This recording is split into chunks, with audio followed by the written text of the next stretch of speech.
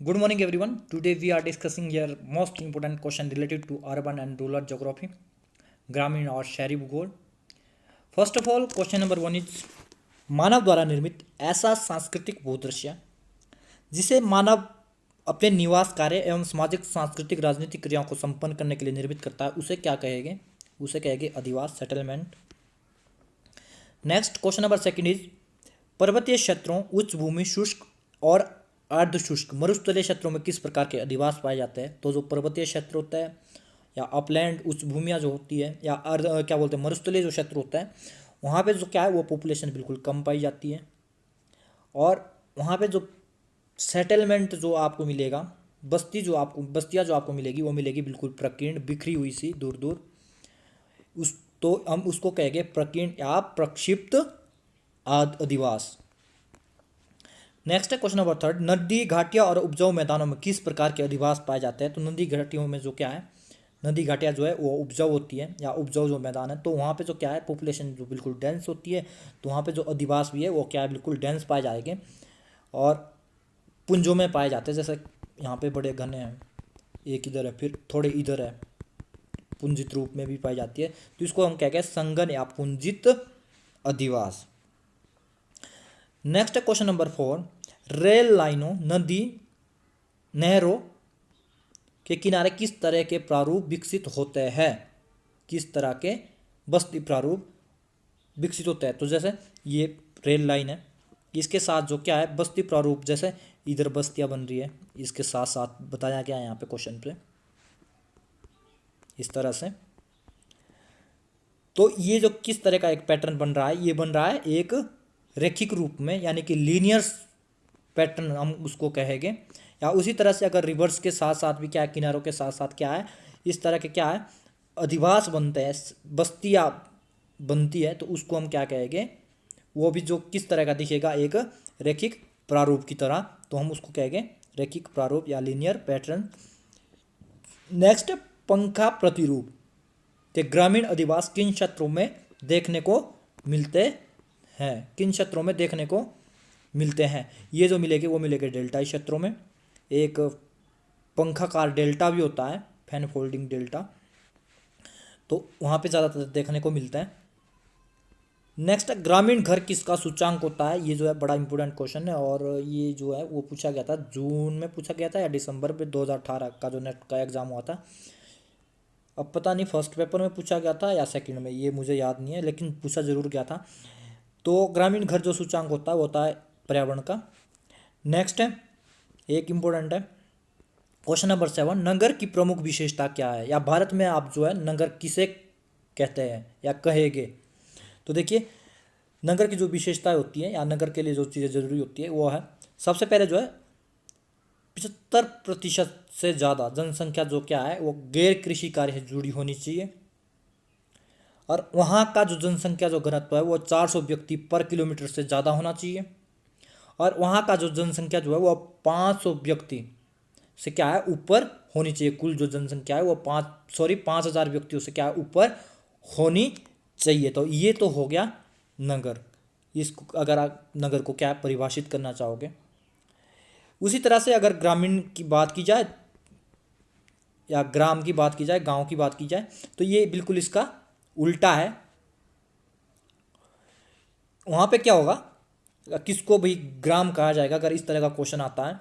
ये जो क्वेश्चन है वो अभी नेट दिसंबर 2019 में भी पूछा गया था. जिन्होंने एग्ज़ाम दिया था उनको सब पता है ये.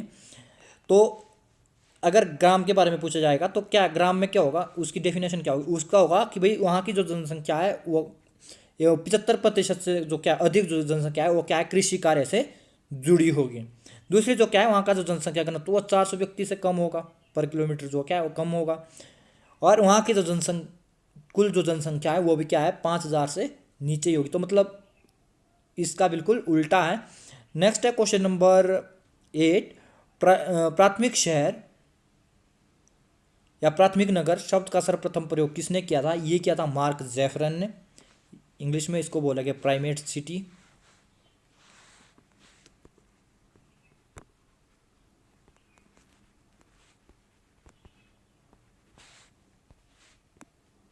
नेक्स्ट है केंद्र स्थल का सिद्धांत किसने प्रस्तुत किया था? ये किया था क्रिस्टॉलर ने।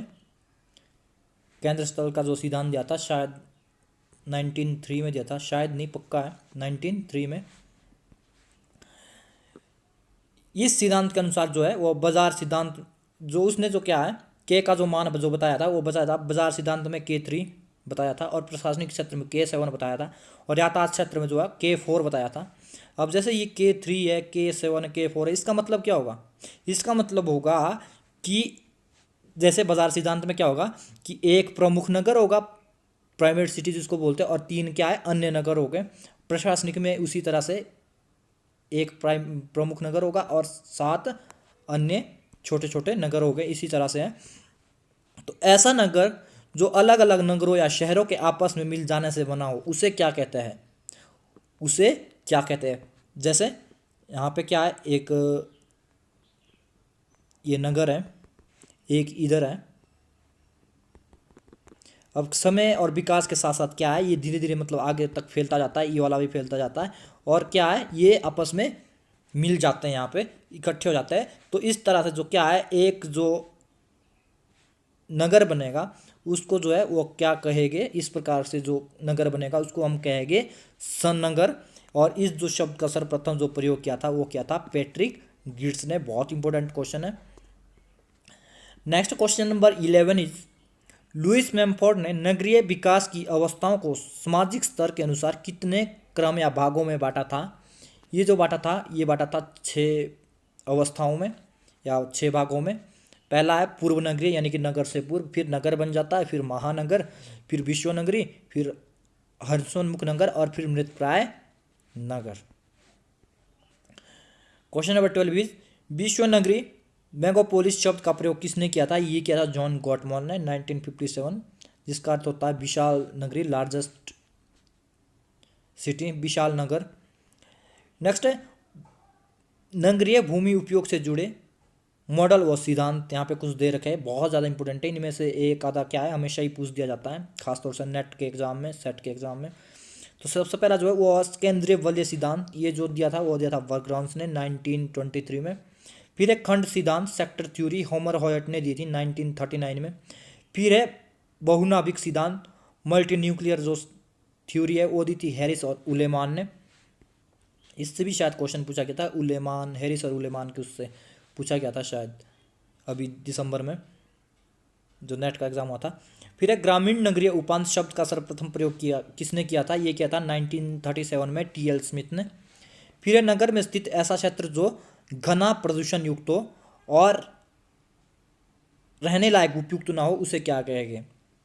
अर्थात कि किसी नगर में स्थित ऐसा क्षेत्र जो बिल्कुल घना हो और प्रदूषण से युक्त हो और वहाँ का जो वातावरण है वो क्या रहने लायक उपयुक्त नहीं हो, उसे क्या कहेंगे? उसे कहेंगे सुलम एरिया या मलिन बस्तियाँ।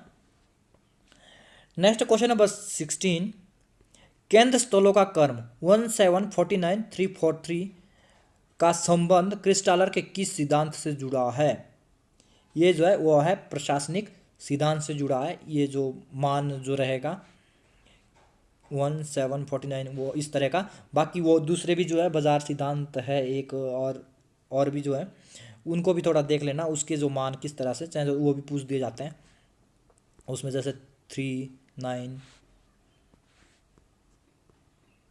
9, 27 इस तरह से आगे होता जाएगा। ये जो है वो है बाजार सिद्धांत का मान है। फिर द इकोनॉमिक ऑफ लोकेशन नामक पुस्तक किसने लिखी थी? ये लिखी थी अगस्ट लॉश ने। फिर निम्न आरेख किस मॉडल की व्याख्या करता था? जैसे यहाँ पे दहली देगी है, प्रक्षेप्त है, बाजार है। ये जो मॉडल है वो है वेबर के मॉडल का है ये, और ये भी नेट दिसंबर में पूछा गया था। लेविस मैमफोर्ड के अनुसार शहरी विकास के चरणों को क्रमबद्ध करें तो पहले इकोपोलिस होगा, फिर पोलिस होगा, फिर मेट्रोपोलिस होगा, फिर मेगा पोलिस होगा। ग्रामीण बस्तियों का त्रिकोणीय प्रारूप कहाँ विकसित होता है? ये जो प्रारूप विकसित होता है 2 नदियों के संगम में, त्रिकोणीय प्रारूप, यानी कि जिसमें 3 कोण होते हैं। जैसे बात मानो एक रिवर्स इधर से आ रही है, एक इधर से आ रही है, अब यहाँ पे क्या है आपस में मिल रही है और यहाँ से आगे बहरी है। अब तो अगर इसके साथ क्या है, इस तरह के क्या है सेटलमेंट क्या है बसनी शुरू हो जाए या बस्तियाँ बननी क्या है शुरू हो जाती है, तो ये जो क्या है पैटर्न किस तरह का बन रहा है, जैसे ये ट्रेंगुलर त्रिकोण आकार में बन रहा है। तो इस तरह का जो प्रारूप है वो बनता है दो नदियों के संगम में। ऐसे ग्रामीण या बस्ती प्रारूप जो मधुमक्खियों की छाते की समान दिखाई देते हैं उसे क्या कहते हैं, उसे कहेंगे मछुजाता प्रतिरूप। नेक्स्ट है, भारत में कौन से राज्य में सबसे कम नगरीय जनसंख्या या प्रतिशत नगरीय जनसंख्या प्रतिशत पाया जाता है? ये है हिमाचल प्रदेश, बिल्कुल 10% है यहाँ पे ग्रामीण जो जनसंख्या है वो ज़्यादा है। भारत के किस राज्य में सर्वाधिक सलम जनसंख्या निवास करती है? ये करती है महाराष्ट्र, आंध्र प्रदेश में है, फिर पश्चिम बंगाल में, फिर उत्तर प्रदेश में। मेरी आप लोगों से रिक्वेस्ट है जिन्होंने जो है वो पुराने वीडियो नहीं देख रखे हैं, बाकी जो हमने बनाए थे फिजिकल ज्योग्राफी के और कुछ ह्यूमन ज्योग्राफी के भी अपलोड मैं ऑलरेडी कर चुका हूँ, तो प्लीज़ मेरी उन लोगों से रिक्वेस्ट है कि वो वीडियो ज़रूर देख लें, क्योंकि इन जो वीडियोज़ का है वो आपको एग्ज़ाम में बड़ा फ़ायदा होने वाला है। बड़ी मेहनत करके मैं जो क्या है ये वीडियो बनाता हूँ। मैं लास्ट जो टाइम के जो क्वेश्चन पेपर्स जो रहे होते हैं उनको देख के ये सब जो है क्वेश्चन मैं आपको छांटता रहता हूँ, और मैं अक्सर ये उसमें देखता हूँ कि कौन सा जो क्वेश्चन है वो क्या बार बार रिपीट हो रहा है। नेक्स्ट, दिल्ली शहर का प्लान किसने तैयार कर रखा किया था? ये किया था एडविन लुटियंस। ये भी जून का जो नेट 2018 का हुआ था उसमें ये क्वेश्चन पूछा गया था। भारत की जनगणना विभाग ने नगर को जनसंख्या के आधार पर कितने वर्गों में बांटा? ये बांटा 6 भागों में। फिर एक किसी क्षेत्र में स्थित सबसे बड़े नगर को किस नाम से जाना जाता है? ये जाना जाता है प्राइमेट सिटी के नाम से। किस विद्वान ने केंद्र स्थल के निर्धारण के लिए षष्ठकोणीय आकृति के साथ त्रिभुजीय आकृति का जो है वो प्रयोग किया था? ये किया था ऑगस्ट लॉस ने। पहले जो केंद्र स्थल का जो सिद्धांत दिया था वो सेंटर प्लेस जो थ्योरी दी थी वो दी थी क्रिस्टोलर ने 1933 में। उसके बाद जो क्या है, उसके बाद जो ऑगस्ट लॉस था उन्होंने क्या उस पर संशोधन किया, और क्रिस्टोलर ने जो क्या है वो षष्ठकोणीय आकृति का जो क्या प्रयोग किया था। लेकिन जो ऑगस्ट लॉस ने वो क्या है षष्ठकोणियों के साथ साथ क्या है त्रिभुजीय जो ट्रेंगुलर जो शेप जो होती है उसका भी क्या है प्रयोग जो है अपनी थ्योरी में किया। नेक्स्ट है, क्रिस्टोलर ने केंद्रीय स्थल का सिद्धांत कब प्रतिपादित किया? ये क्या था 1933 में। ये भी बड़ा मोस्ट क्वेश्चन है। नेक्स्ट है, नगरों में कौन से क्षेत्र में सर्वाधिक जनसंख्या घनत्व पाया जाता है? तो ये जो पाया जाता है वो पाया जाता है व्यापारिक क्षेत्र में, बहुत ही ज़्यादा इंपॉर्टेंट है। आमलेट शब्द का प्रयोग किसने किया था? सर्वप्रथम ये किया था आंध्र एलिक्सन ने 1914 में, जिसका अर्थ होता है नगर के चारों ओर का क्षेत्र। जो नगर होता है उसके चारों ओर का क्षेत्र, ये जो नगर है इसको तो हम क्या कहेंगे प्राइमेट सिटी कहेंगे। अब उसके आर पार का जो क्षेत्र है उसको कहेंगे आमलैंड।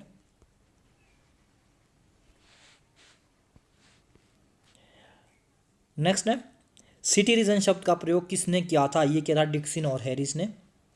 कोटि आकार नियम किसने प्रतिपादित किया था? ये किया था जे.के. जिफ ने। बहुत ही ज़्यादा इंपॉर्टेंट है और नेट दिसंबर 2019 में भी पूछा गया था।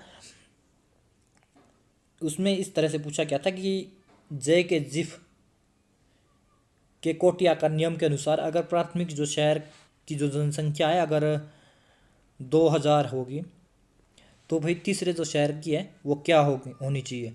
इस तरह का कुछ क्वेश्चन पूछा गया था, तो इसको थोड़ा ध्यान से देख लें और इसको मतलब हल करना सीख लें।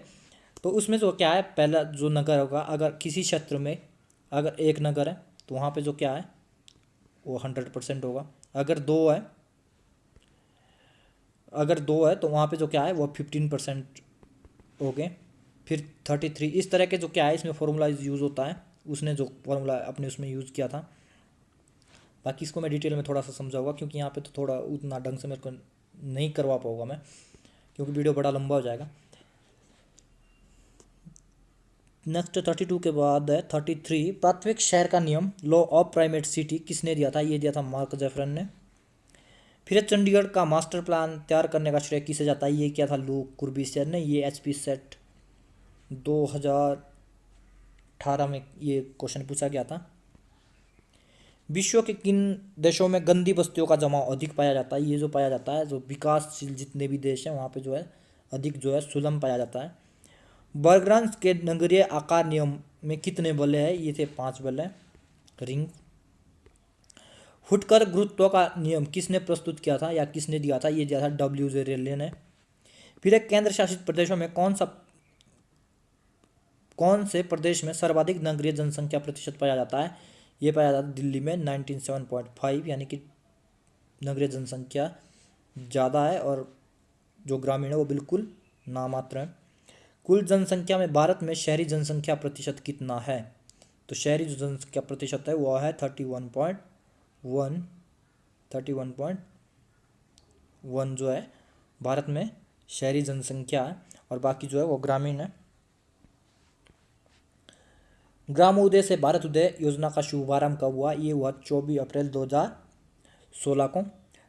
दोस्तों, जिन्होंने अभी तक प्लीज़ मेरे इस यूट्यूब चैनल को सब्सक्राइब नहीं किया है, प्लीज़ मेरे इस यूट्यूब चैनल को सब्सक्राइब करें और घंटी के बटन को जरूर प्रेस करें, ताकि आने वाले प्रत्येक वीडियो का जो है नोटिफिकेशन आपको आपके यूट्यूब चैनल पे मिलता रहे।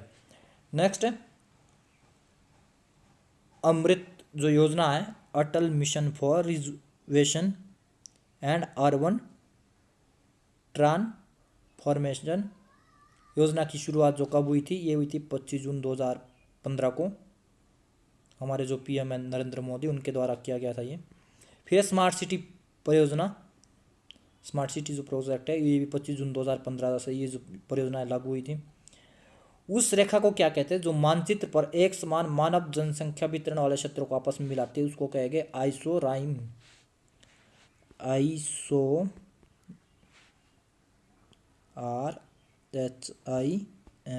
आइसोराइम कहेंगे। नेक्स्ट, विश्व में किस देश में सर्वाधिक नगरीय जनसंख्या पाई जाती है? तो सर्वाधिक जो नगरीय जनसंख्या पाई जाती है वो पाई जाती है भारत में, फिर चीन में है, फिर इंडोनेशिया में, फिर पाकिस्तान में। मतलब कि जो भारत में है वो सबसे ज़्यादा क्या है, ग्रामीण नगरीय जो क्या है वो जनसंख्या पाई जाती है। तो इस प्रकार से हमारा आज का वीडियो था। तो दोस्तों, वीडियो पसंद आए तो जरूर वीडियो को लाइक करें, कमेंट करें और ज़्यादा से ज़्यादा लोग शेयर करें, ताकि ज़्यादा से ज़्यादा लोग तक इसका फ़ायदा पहुंच सके। और साथ ही साथ अगर आप लोगों ने अभी तक मेरे यूट्यूब चैनल को सब्सक्राइब नहीं किया तो प्लीज़ मेरे यूट्यूब चैनल को सब्सक्राइब करें और घंटी के बटन को ज़रूर प्रेस करें। आज की इस वीडियो में बस इतना ही। नेक्स्ट वीडियो में फिर मिलेंगे किसी नए टॉपिक के साथ। Thank you.